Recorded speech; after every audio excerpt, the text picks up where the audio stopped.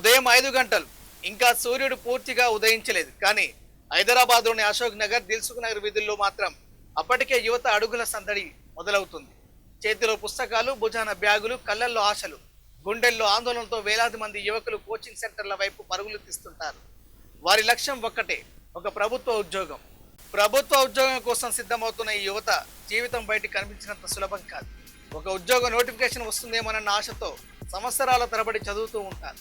ఉదయం నుంచి రాత్రి వరకు పుస్తకాల మధ్య గడుపుతారు. స్నేహితుల వేడుకలు, కుటుంబ కార్యక్రమాలు, వ్యక్తిగత ఆనందాలు అన్నింటినీ పక్కన పెట్టి తమ భవిష్యత్తు కోసం పోరాడుతుంటారు. అశోక్ నగర్లోని చిన్న చిన్న గదుల్లో 4-5 కలిసి ఉంటూ నెలకు ₹1000 ఖర్చు చేస్తున్నారు.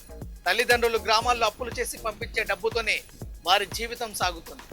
రైతు తండ్రి పొలంలో కష్టపడి సంపాదించిన డబ్బు, కూలి తల్లి చెమట చిందించి కూడబెట్టిన సొమ్ము ఈ పిల్లల చదువులకు వెచ్చించబడుతుంది.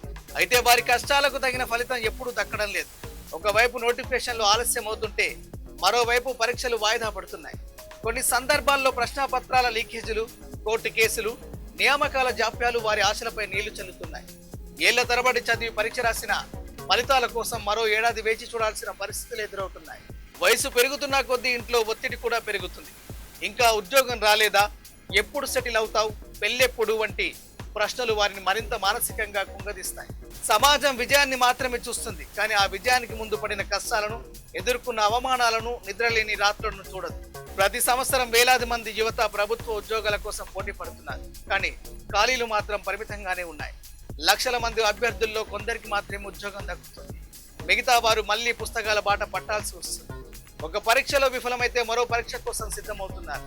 ఆశలు చావనివ్వకుండా మళ్లీ లేచి నిలబడుతున్నారు. దిల్సుఖ్ నగర్ టీ స్టాళ్లలో, అశోక్ నగర్ లైబ్రరీలలో, హాస్టల్ గదుల్లో ప్రతిరోజు ఒకే చర్చ వినిపిస్తుంది.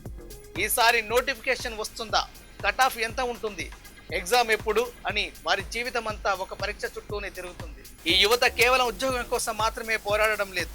తమ కుటుంబాల కలల కోసం, తల్లిదండ్రుల కష్టాలకు ప్రతిఫలం ఇవ్వడం కోసం, సమాజంలో గౌరవంగా నిలబడడం కోసం పోరాడుతున్నారు.